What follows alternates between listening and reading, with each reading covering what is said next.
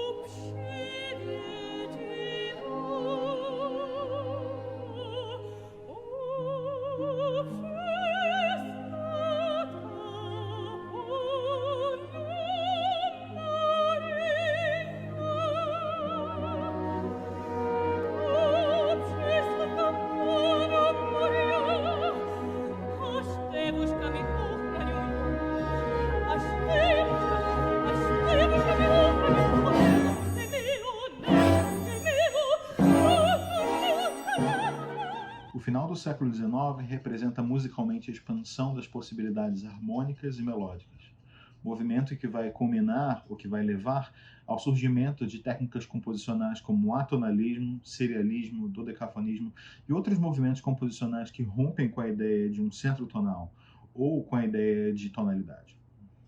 Para entender o caminho que é percorrido pela ópera nessa direção, é fundamental que observemos um marco importantíssimo nesse sentido, que é o acorde de Tristão. Como é normalmente conhecido o acorde utilizado por Richard Wagner na sua ópera O Tristão e Isolda. A ópera Tristão e Isolda foi composta entre os anos 1857 e 1859 e teve sua estreia em 1865. O acorde é formado pelas notas Fá, Si, Ré sustenido e Sol sustenido, e o que faz dele ser tão importante é o contexto em que ele aparece, e as muitas possibilidades de resolução ou de não resolução. Esse acorde faz parte do leitmotiv do personagem Tristão na ópera.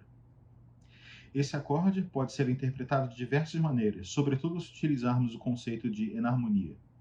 A ambiguidade desse acorde, esse é um conceito super importante, ambiguidade harmônica, associado com os movimentos paralelos que ocorriam na Europa, vão influenciar diretamente os movimentos de expansão da tonalidade. Leitmotiv, explicando de uma maneira muito simples, é a associação de um determinado material musical a um personagem na ópera ou a uma situação.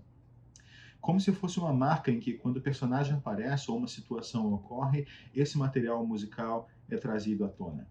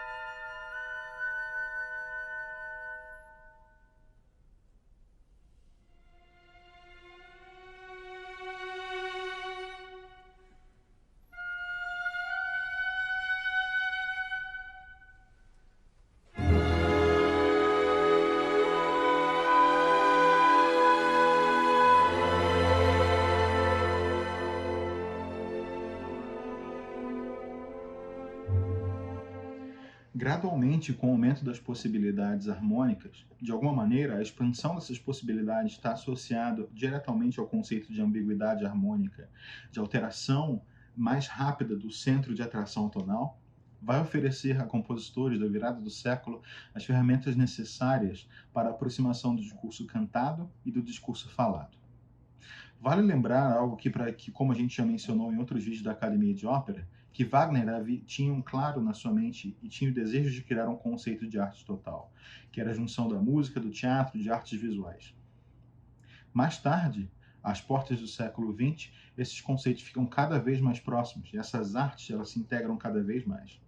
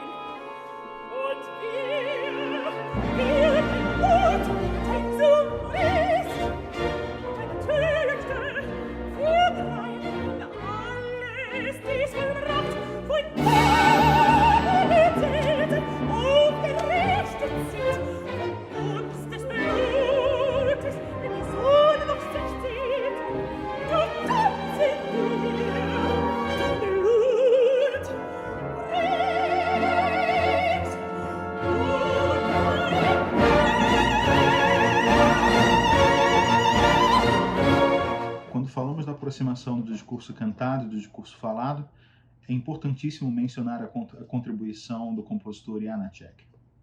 Certa vez ele disse: a melhor maneira de se tornar um compositor de ópera é por estudar analiticamente as curvas melódicas e os contornos da voz humana. Em algumas de suas óperas, especialmente na ópera O Caso Macrópulos, podemos enxergar claramente associações de palavras na sua língua materna, o tcheco, e a relação entre essa língua e os intervalos melódicos. Essa associação que aproxima o texto do teatro da inflexão operística é uma marca clara dos movimentos musicais do início do século XX em ópera, especialmente do impressionismo e do expressionismo em ópera. Resumidamente, o que alguns autores chamam de speech melody, ou discurso melódico, é a análise e uso de certos intervalos musicais na voz falada, o que acaba por gerar uma conexão entre as duas formas de uso da voz falada e da voz cantada.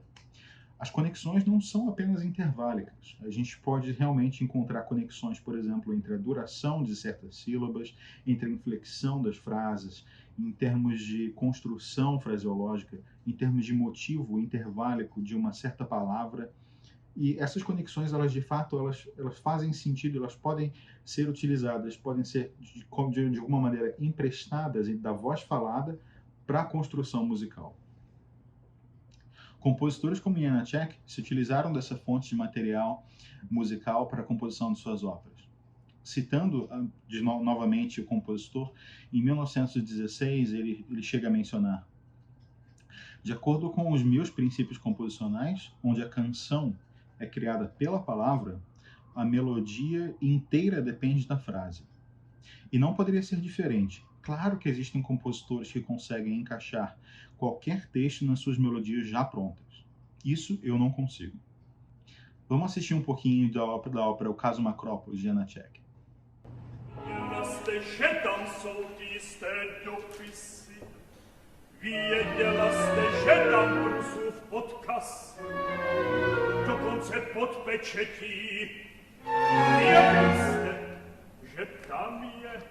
Jeszcze nieco! Wiesz, to nieco dożyje! Co jest to? Nie wiem! Nie to jest same cienie na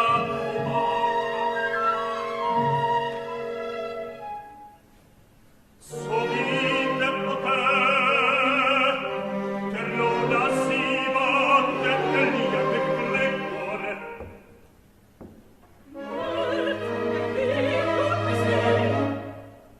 Nad wite nieco wice o te biegnie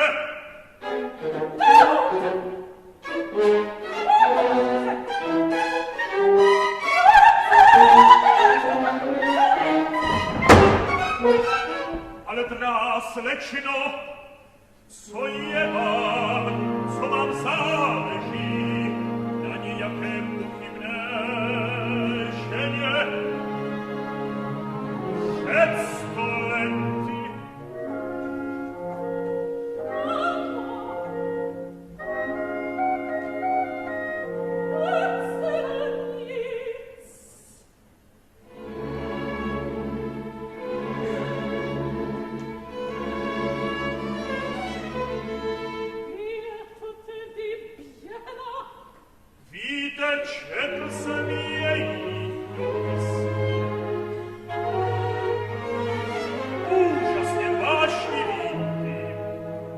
O século XX foi um século marcado pela pluralidade de escolas, de pensamentos, de possibilidades. Com o surgimento de novas técnicas, diferentes estilos composicionais coexistiram. Do decafonismo, reminiscências do romantismo, verismo e tantas outras formas de expressão musical foram praticadas e difundidas ao mesmo tempo. Vale a pena conferir, investigar e experimentar todas essas linguagens, como elas se comunicavam com a sociedade, como elas dialogavam com fatos históricos, e como, de certa maneira, essas possibilidades de expressão operística e musical se comunicavam com o teatro. Fica-me o convite para você explorar esse universo conosco, e eu gostaria de ver você no próximo vídeo. Até lá!